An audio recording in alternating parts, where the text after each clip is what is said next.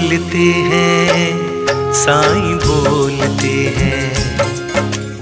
என் அன்பு குழந்தையே, நான் தினமும் உன்னிடம் சொல்கிறேன், சிரித்து கொண்டே இரு, மகிழ்ச்சியுடன் இரு. அதற்கு நீ கவலைப்படாமல் இருக்கணும் என்பது அர்த்தமில்லை. மேலும் உனக்கு துன்பம் வரும்போது நீ அதை மறக்க வேண்டும் என்பதும் இல்லை. நான் சொல்வதினாலே நீ உடனே உன் எண்ணங்களை மாற்ற வேண்டும் என்பதும் இல்லை.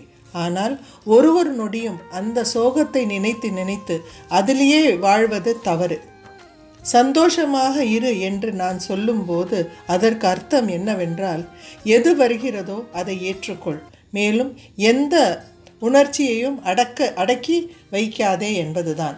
வாழ்க்கையில் நீ யார் மீது எதையும் திணிக்காமல் வாழ்க்கையின் ஓட்டத்தில் போய்கொண்டே இருந்தால் உன்னால் சிறிய சிறிய சந்தோஷங்களே சில நேரங்களில் உணர முடியும் மற்றும் அனுபவிக்கவும் முடியும்.